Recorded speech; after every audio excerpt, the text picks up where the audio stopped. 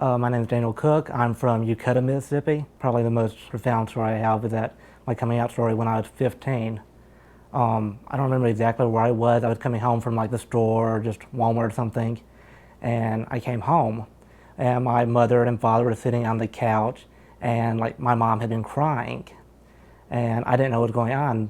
They told me to sit down, and sat down between them, and they looked at me and they asked me like, Daniel, are you gay? I was like, what? What are you talking about? No, I'm not gay.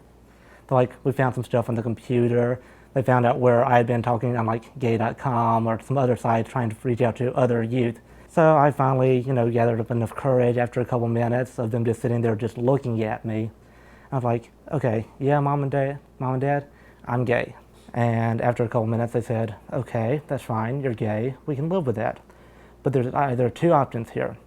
One, I'm at 15 at this point, they tell me, you can either leave right now, get your stuff, and just go. Or two, we're going to enroll you into a Christian school and you're going to go see the psychiatrist.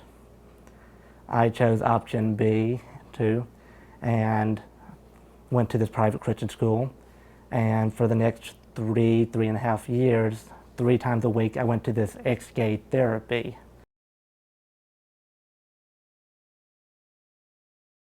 I remember at the time, it's like, I don't even know if my parents knew about it, but they were giving me, some kind of like psychotropic drugs at the time to help my conversion process. I remember one time he actually even gave me like Skin Flicks, like magazine, Skin Mags, and he'd be like, you need to look at these. He's like, how could you not like this?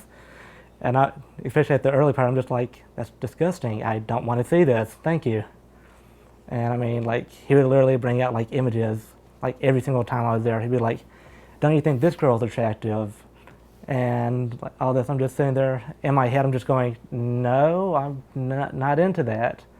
But I would just tell him what he wanted to hear. I'm like, yeah, she has a pretty face, she has pretty, whatever, whatever I thought that he might like to hear.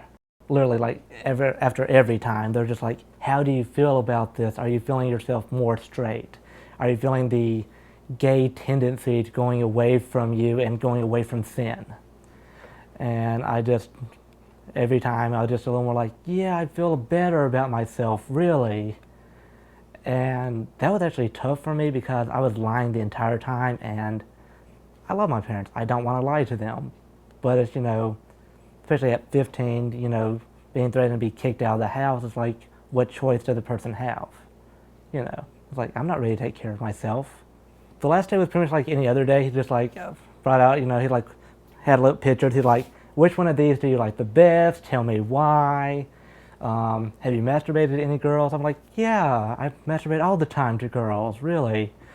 And he just like brought my parents in. He's like, I think your son's going to be okay now. I think that he's, it's worked and your son's straight now. And he's like, there's not going to be any trouble. If you have anything, any questions, here's my business card. And it's basically just like, okay, my job's done. Thanks for the check. See ya. And I honestly do believe that he thought that he converted me.